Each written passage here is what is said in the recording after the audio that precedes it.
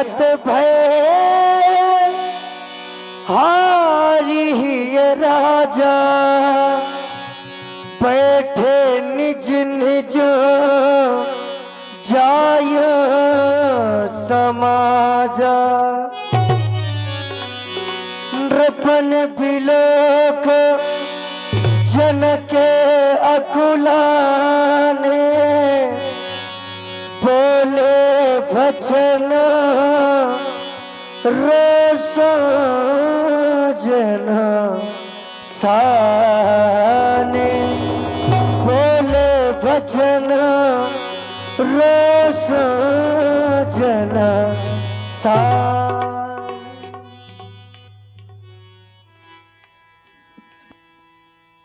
पहले तो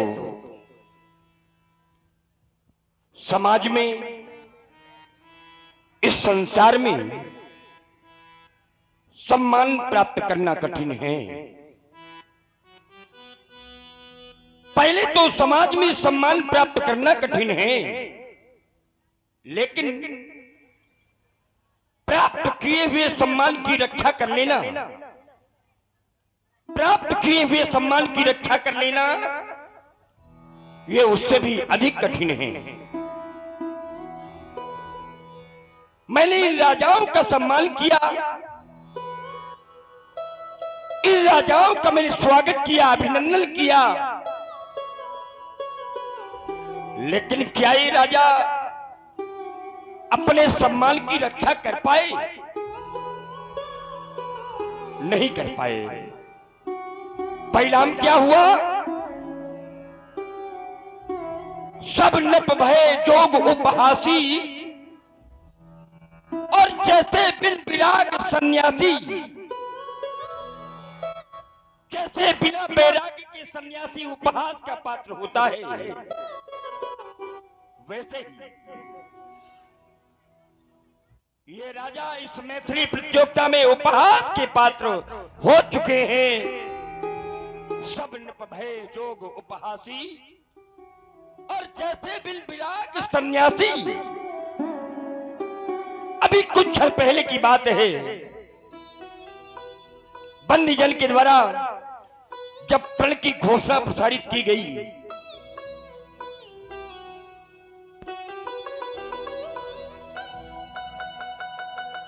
बंदी जन के द्वारा प्रण की घोषणा प्रसारित की गई, तो उस घोषणा को सुनकर के सभी महिपाल, ये समस्त राजा अपना अपना बल परीक्षण भगवान शंकर के पिनाक पर करने लगे।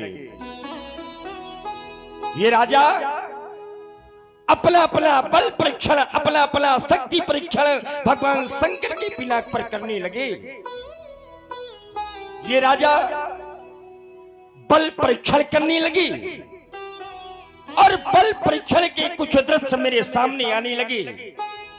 एक पहला दृश्य, बल परीक्षण का प्रथम दृश्य, जब मैंने देखा कि एक एक राजा, एक एक नेपाल क्रमशः धनुष को उठाने के लिए आए और धनुष को उठाने का प्रयास करने लगे। कैसे?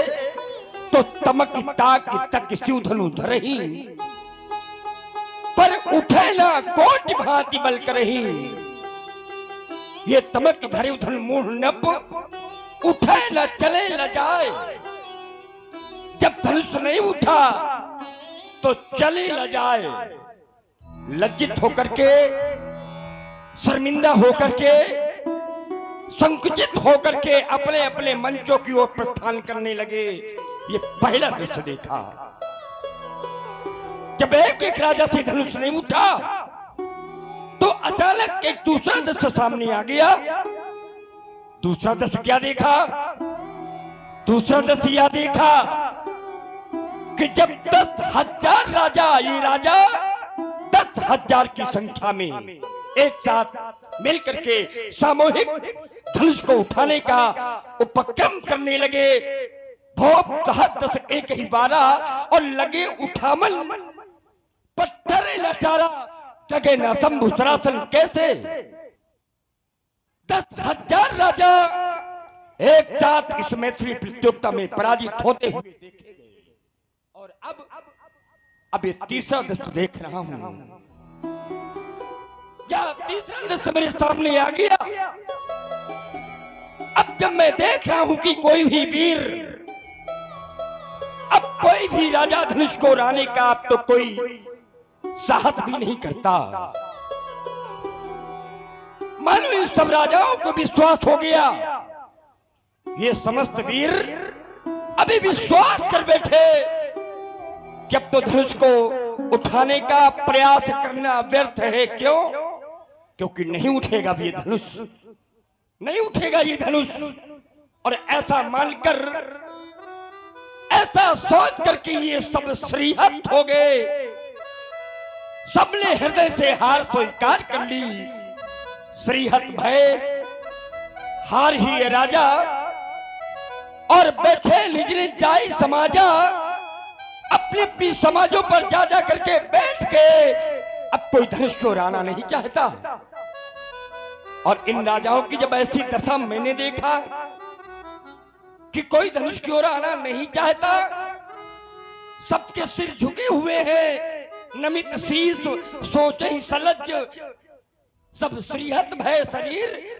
जब मैंने इन राजाओं की सी दशा को देखा तो हृदय में अकुलाहट होने लगी।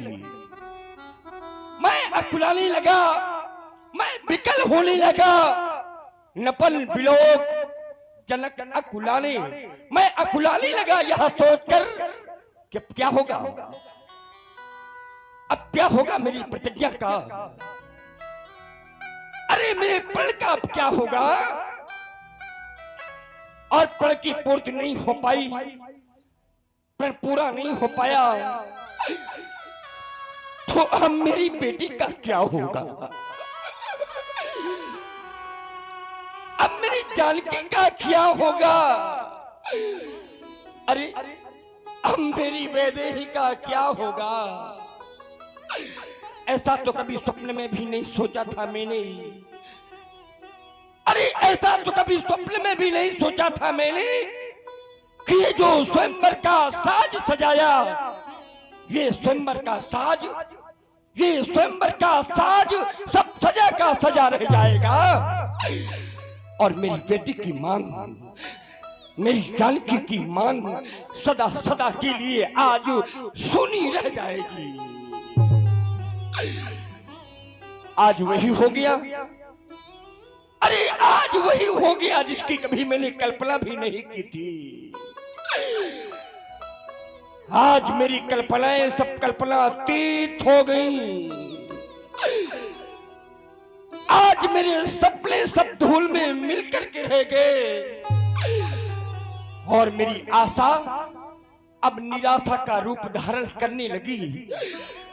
और मेरे बंधुओं, ये आस जब बन करके टूट जाती है, ये आस जब बन करके टूट जाती है, तो ये रूह किस तरह से कसम खाती है। अरे कोई पूछे उस बदनसीब बाबुल से जिसकी बेटी की बारात द्वारे से लौट जाती है, द्वारे से लौट जाती है। क्या सोचा था मैंने और ये क्या हो गया। हाथ मेरी विश्वसनीयता भी कुंठित पड़ गई। क्यों? क्योंकि दीपो दीप के यहाँ भूपति नाना,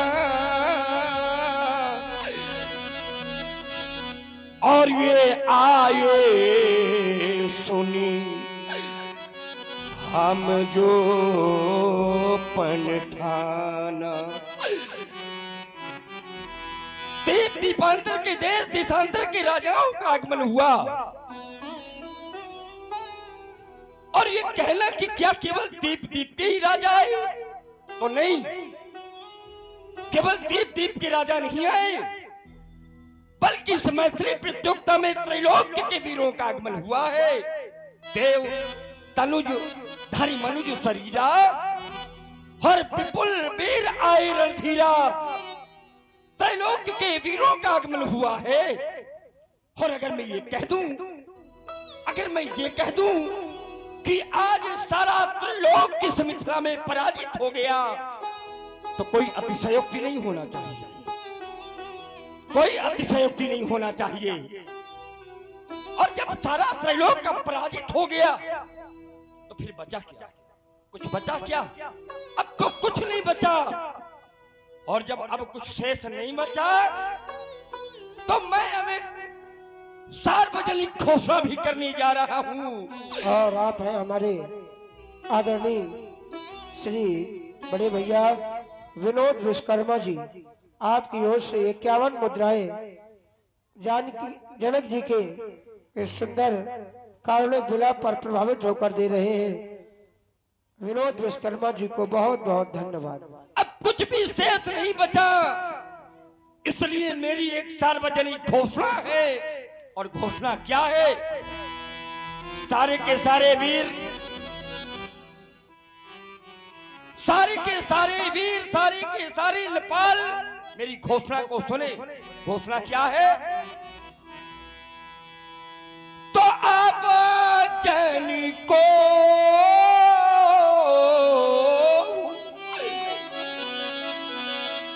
माखे भट मानी, क्योंकि वीर विहीन ये मही में जानी। अब कोई माखे नहीं, माखे माने कोई मौखिक बल का बखान अब न करे। मैं किसी की मौखिक वीरता सुनने वाला नहीं। और अगर मैं जानता होता, मुझे पहले से इस बात का पता होता, तो मैं कभी भी ऐसा प्रण नहीं करता। और यहां पर जो बेटी के पिता बैठे हैं, यहां पर जो बेटी के पिता बैठे हैं, और जो भी यहां बेटी की माताएं बैठी हैं, या फिर जितने बेटी वाले यहां पर बैठे हुए हैं,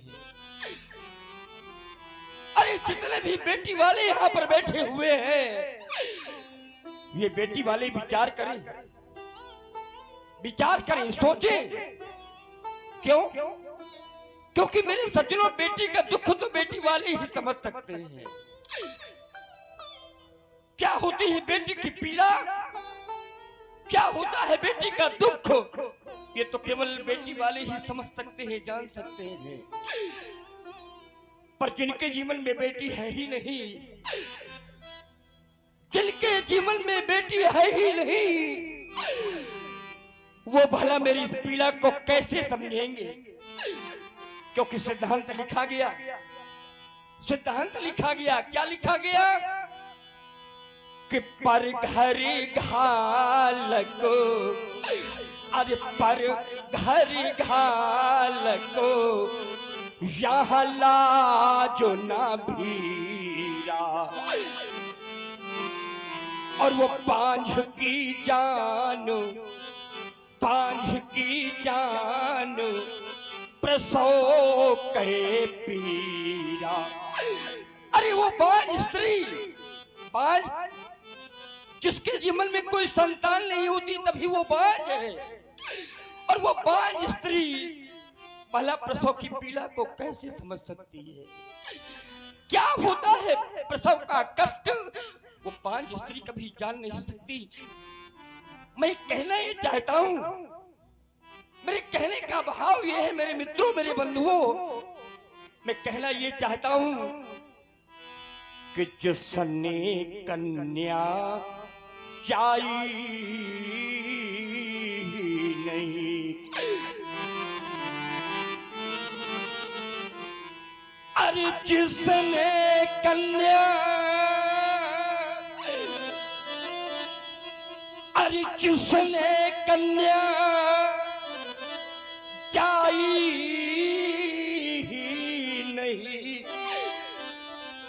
वो कन्या का दुख क्या जाने, वो कन्या का दुख क्या जाने।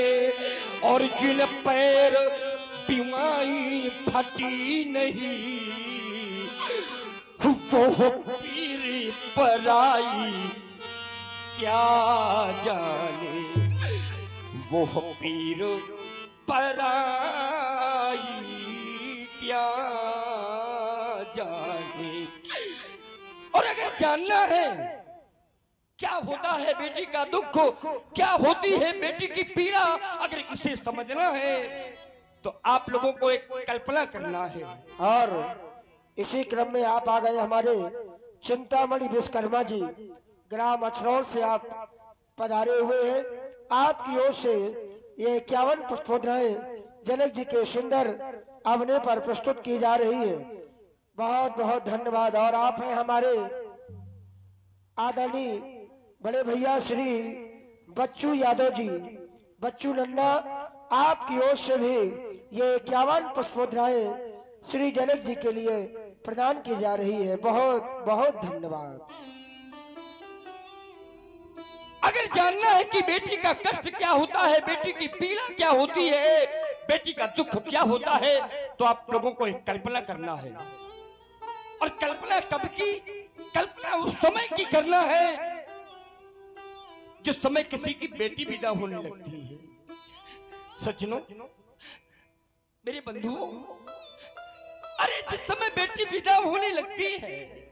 और आप हैं हमारी आदरणीय जो रात से पधारी हुई है, आपकी ओर से भी एक माँ ही समझ सकती है अपने पुत्रों का दर्द,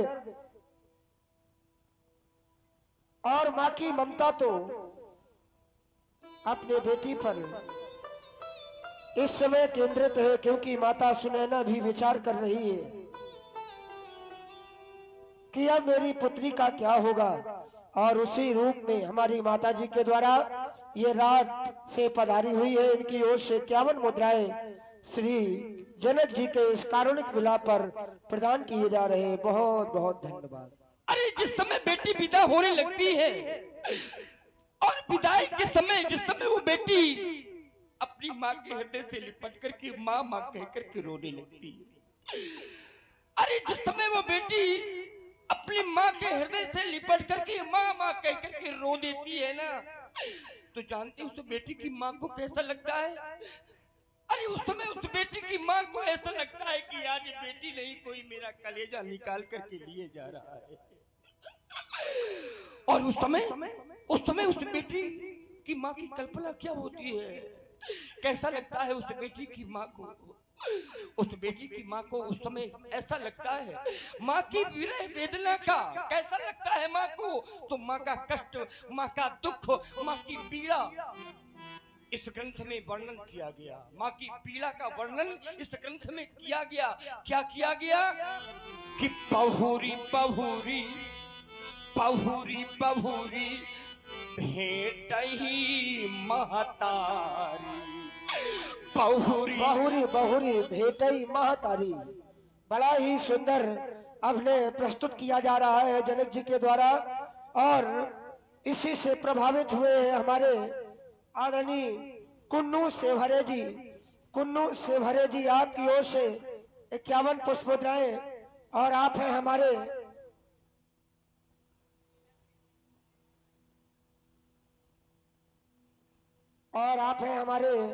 सेवहरे भैया पहुरी पहुरी। और आप हैं हमारे अशोक श्रीवासी। आपकी ओर से भी ये 51 पुष्पोद्राएं श्री जनक जी के लिए प्रदान की जा रही है। बहुत बहुत धन्यवाद। पहुरी पहुरी भेंटई महतारी, पहुरी पहुरी भेंटई महतारी। और कहाँ ही बिरंची, कहाँ ही बिरंची रची कतनारी। बार बार वो बेटी की माँ अपनी बेटी को अपने हृदय से लगाती है और विधाता से कहती है कि विधाता अगर मेरी दुलारी बेटी को जीवन भर के लिए मुझसे दूर करना था तो हे विधाता तुमने मेरी कोख से बेटी को जन्म ही क्यों दिया। अगर बेटी मुझसे दूर करना था तो हे विधाता तुम्हें मेरी कोख से बेटी को जन्म नहीं देना चाहिए। याद करें मेरे बंधुओं वो समय याद करें जब लिपट लिपट कर माँ से रोए बेटी, जब लिपट लिपट कर माँ से रोए बेटी तो वो माँ व्याकुल हो जाती है, वो माँ व्याकुल हो जाती है। और करती क्या है तो बेटी के मुख को चूम चूम, बेटी के मुख को चूम चूम और छाती से उसे लगाती है। और आप सुन रहे हैं जनक जी को और हमारी आदरणीय चाची जी जो कि हमारे श्री विष्णु करण जी से भरे उनकी आप चाची हैं। आपकी ओर से ये 51 मुद्राएं श्री जनक जी के श्री चरणों में सादर समर्पित की जा रही है। बहुत बहुत धन्यवाद।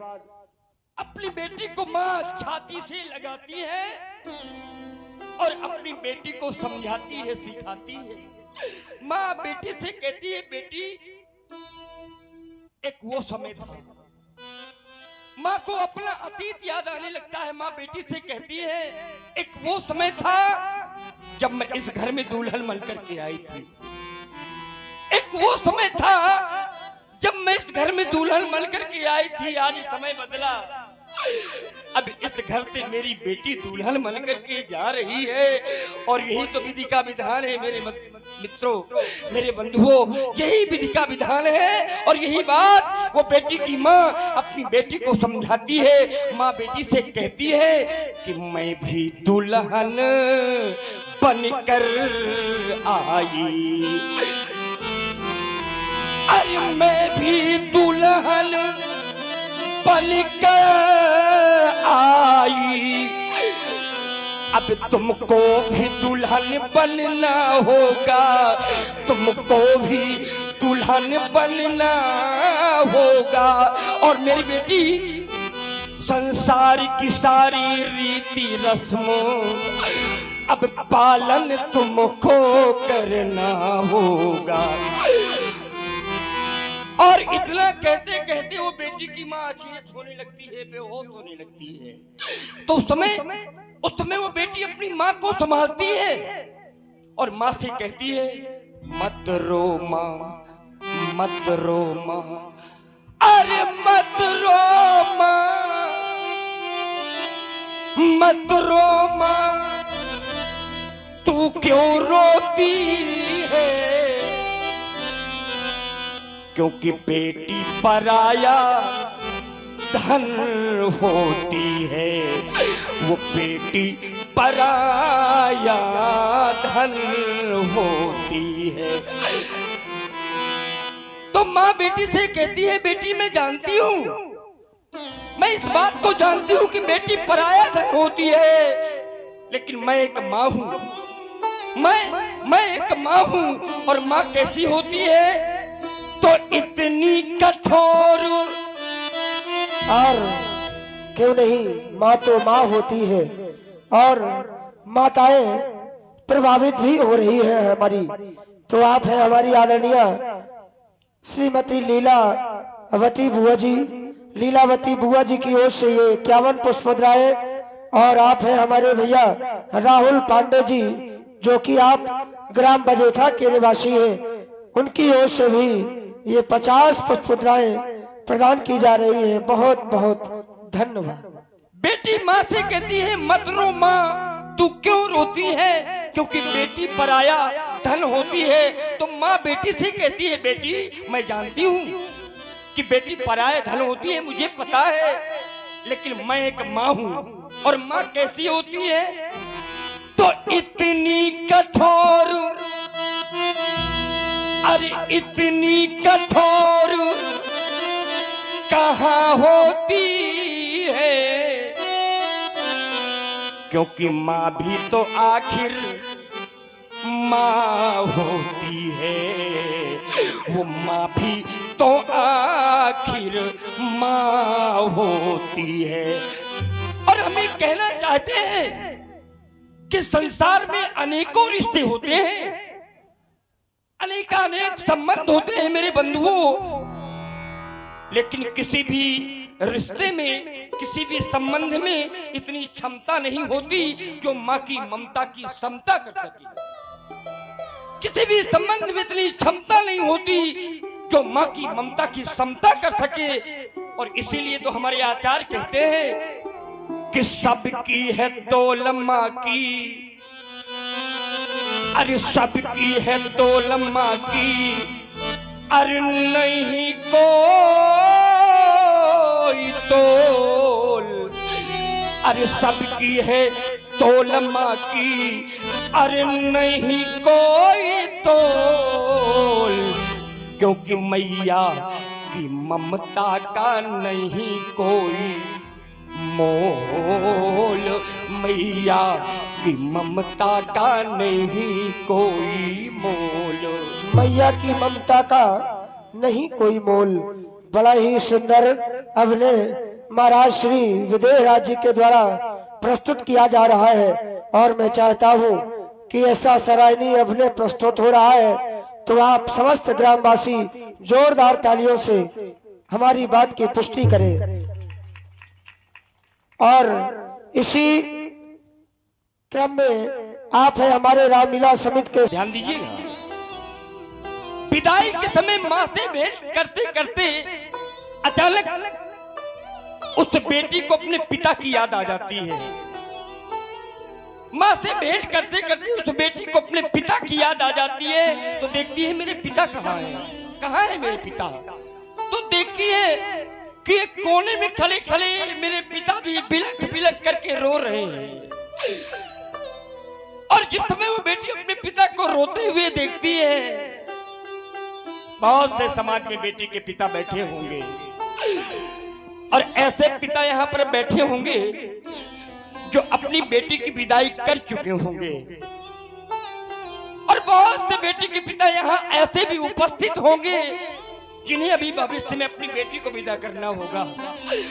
मेरे बंधुओं, माँ से भेंट करते करते अचानक जब वो बेटी देखती है कि एक कोने में खड़े खड़े मेरे पिता रो रहे हैं, तो दौड़ करके जाती है, दौड़ करके जाती है और अपने पिता के हृदय से लिपट करके पिता पिता कह करके रो देती है, पिता पिता कह करके रो देती है, और अपने मन में सोचने लगती है। उस समय क्या सोचने लगती है वो बेटी, क्या सोचने लगती है उस समय वो बेटी सोचने लगती है कि जन्मदाता मेरे दूर अब मुझसे हुए,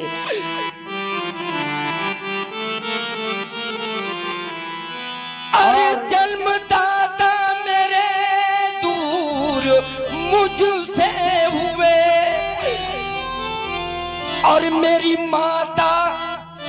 माता भी आज पराई हुई।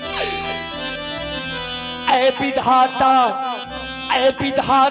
जहां जन्म तुमने दिया, ऐ विधाता जहां जन्म तुमने दिया,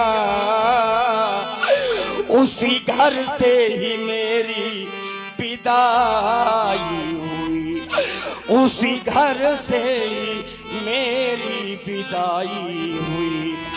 वो बेटी देखती है, कभी माँ को देखती है, कभी पिता को देखती है, कभी भाई बहन को देखती है, कभी परिवार को देखती है, और सबको देखते देखते निर्णय ले लेती है वो बेटी। क्या निर्णय लेती है?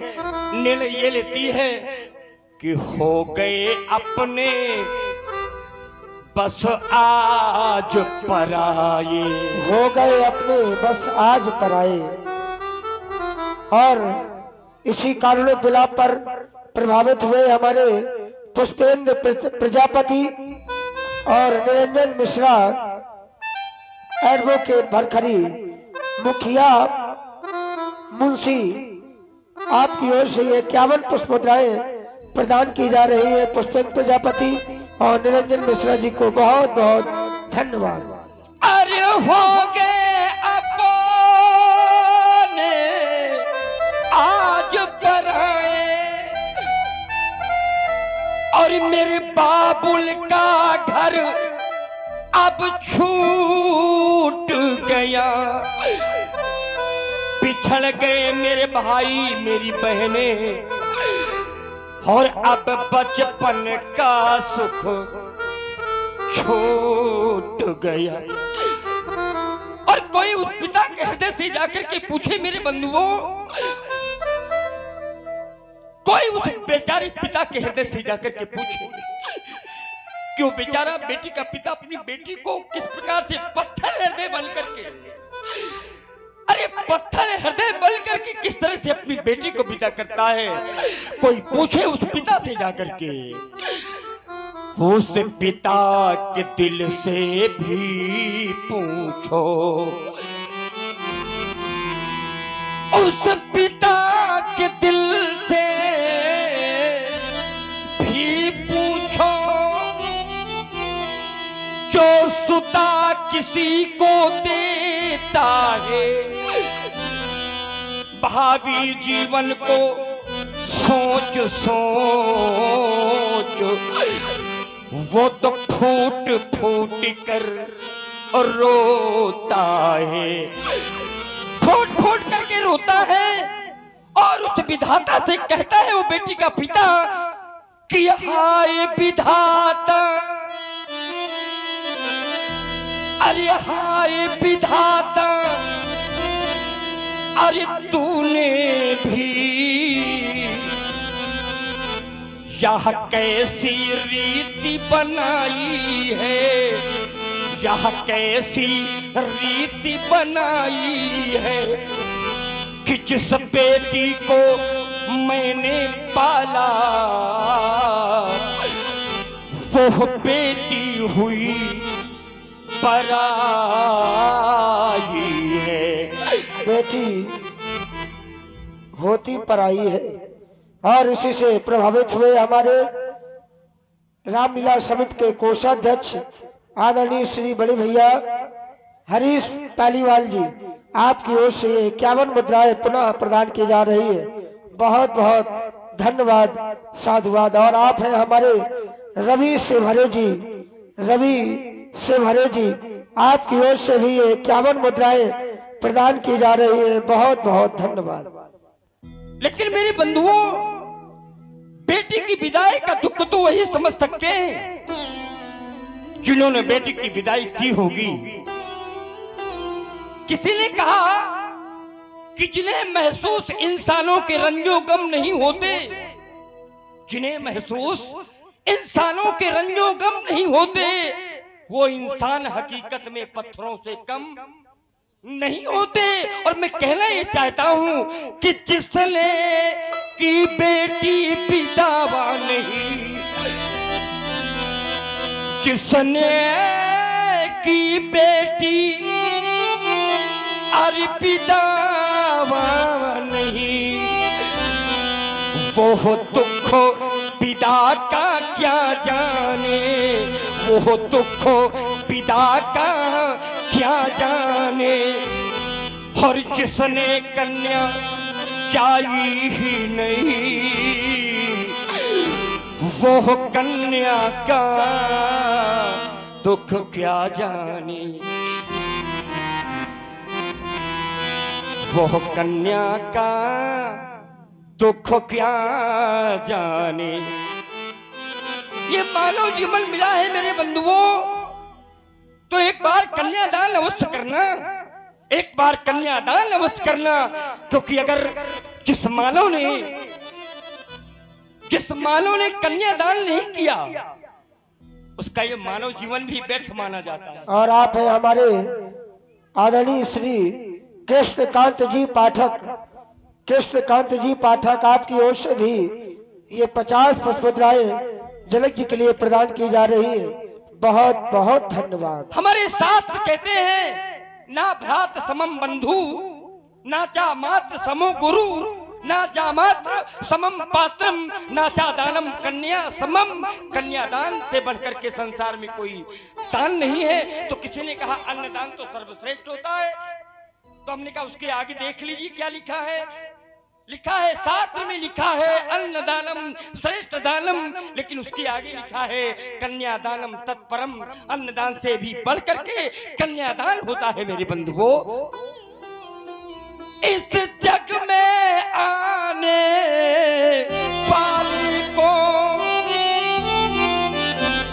सब कुछ तो यहाँ मिल जाता है,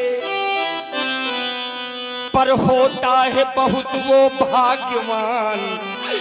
बहुत बड़ा भाग्य होता है बहुत वो भाग्यवान जो कन्यादान कर पाता है।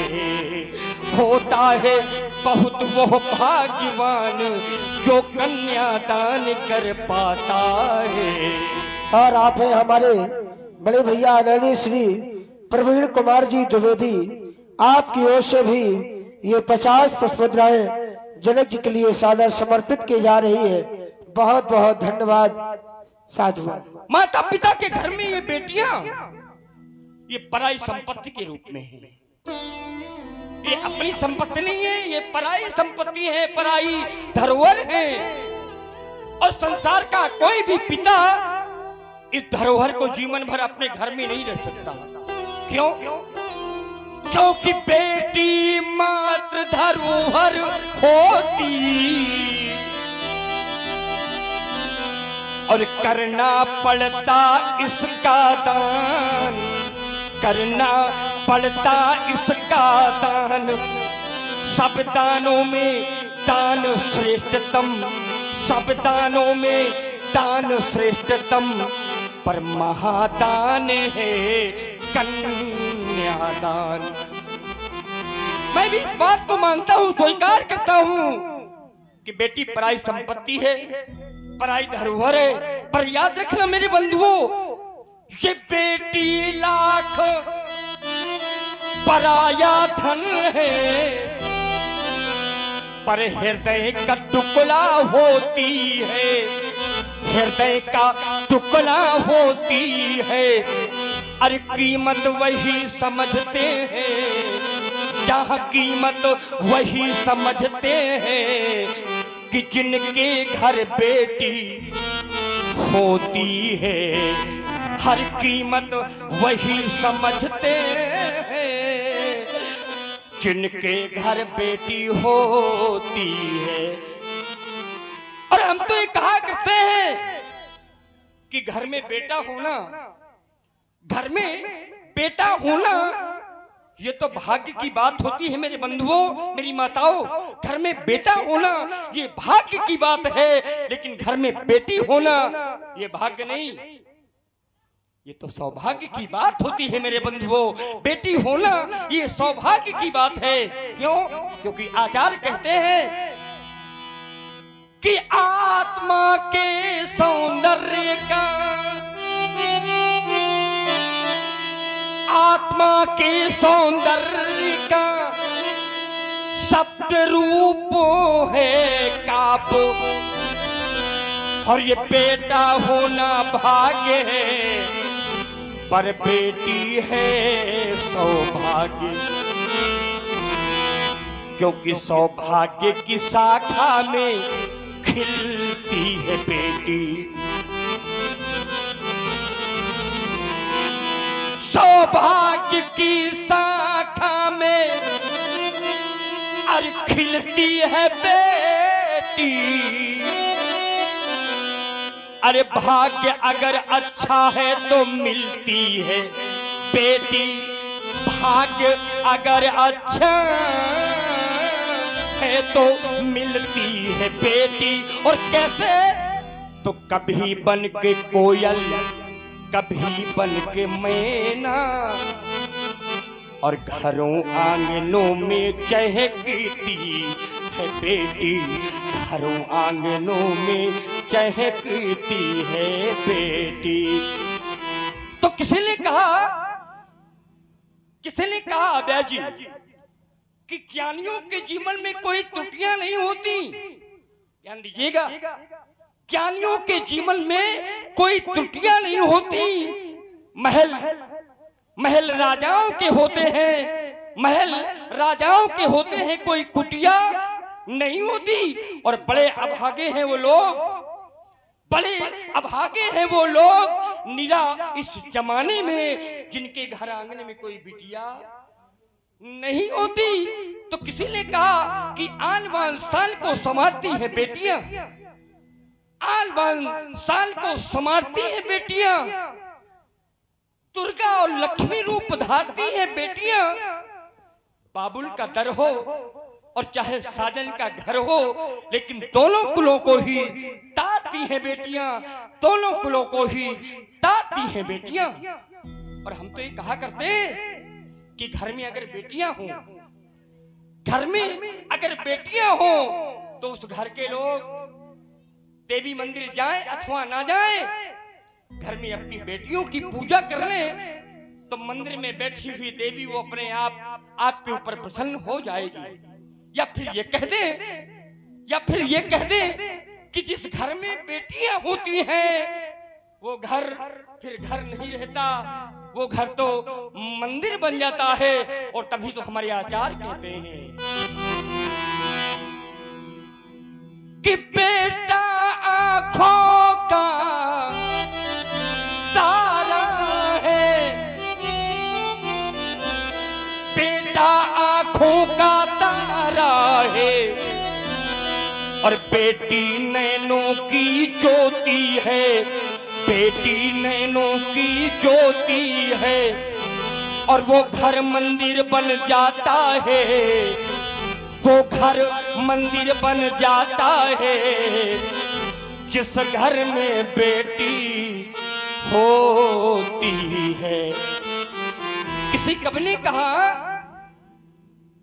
कि बेटियां ही मान है और बेटियां अभिमान है। ये बेटियां ही मान है और बेटियां अभिमान है, और ये बेटियां भगवान का सबसे बड़ा वरदान है।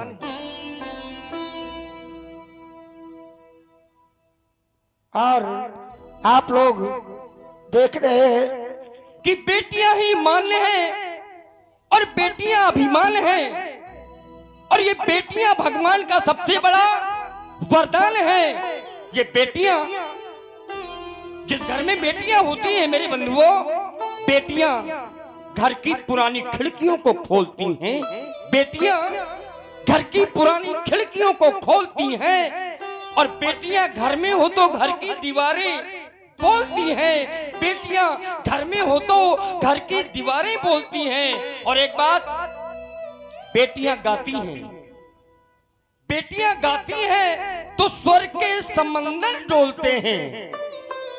एक बेटी हमारे देश में थी, अब तो नहीं है, चली गई, लेकिन एक बेटी थी। जब वो बेटी गाती थी तो विदेश के राजा भी एक कह देते थे कि जब इस बेटी का देहावसान हो तो इस बेटी का गला हमें दे देना, हम परीक्षण करके देखेंगे कि इस बेटी के गले में ऐसा क्या है। और आप लोग पहुंच गए होंगे हम किस बेटी की बात कर रहे हैं। बेटियां गाती हैं तो स्वर्ग के समंदर डोलते हैं। और मूर्ख हैं जो बेटियों को बेटों से कम तोलते हैं, क्योंकि ये बेटियां धरती का गौरव, ये बेटियां धरती का गौरव और गुणों की खान है। ये बेटियां भगवान का सबसे बड़ा वरदान है, और ये बेटियां भगवान का सबसे बड़ा वरदान है। और मेरा इतना बड़ा दुर्भाग्य कि मैं अपनी बेटी का कन्यादान न कर सका।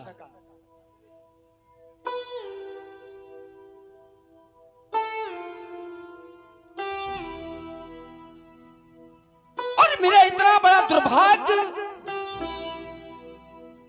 कि मैं अपनी बेटी का कन्यादान न कर सका।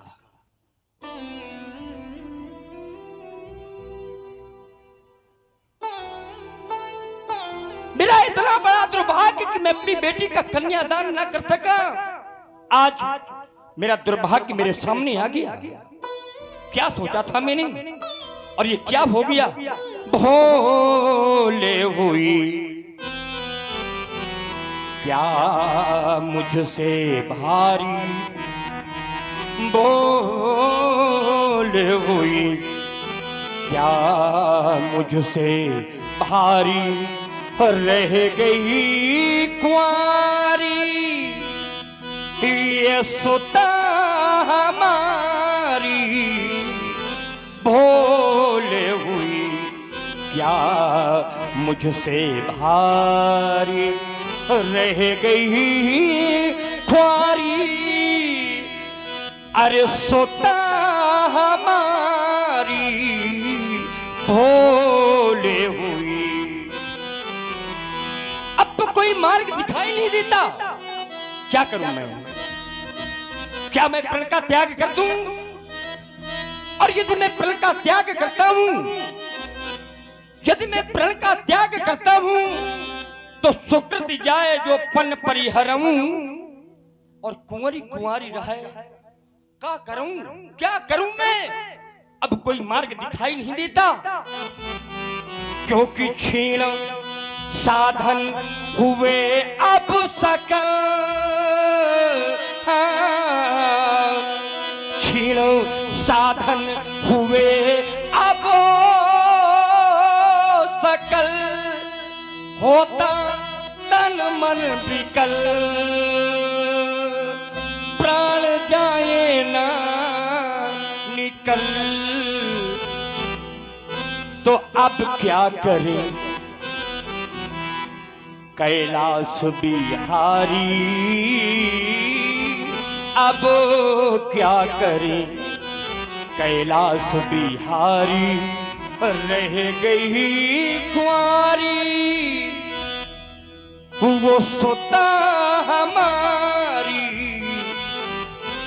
भोले हुई बस समाप्त हो गया। लेकिन ठहरो, किसी ने हमसे बताया, किसी ने हमसे कहा कि 6 वस्तुएं मनुष्य के अपने हाथ में नहीं होती। 6 वस्तुएं मनुष्य के हाथ में नहीं होती।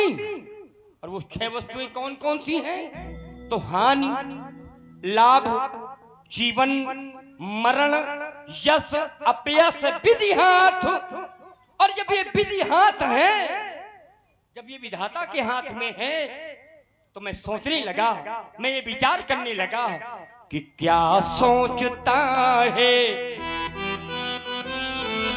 क्या सोचता है पागल मनुआ। क्या सोचता है पागल मनुआ। जो बीत गया सो बीत गया। क्यों? क्योंकि इस झूठे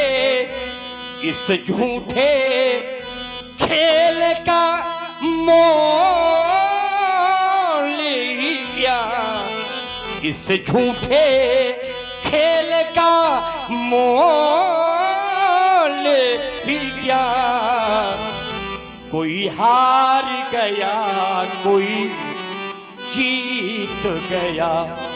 हम सोचे वही हो, ये जरूरी नहीं। हम सोचे वही हो, ये जरूरी नहीं। आशाएं कभी हुई पूरी नहीं। रे सोच जरा, रे सोच जरा, रे सोच जरा। जीवन घटिका, रे सोच जरा। जीवन घटिका।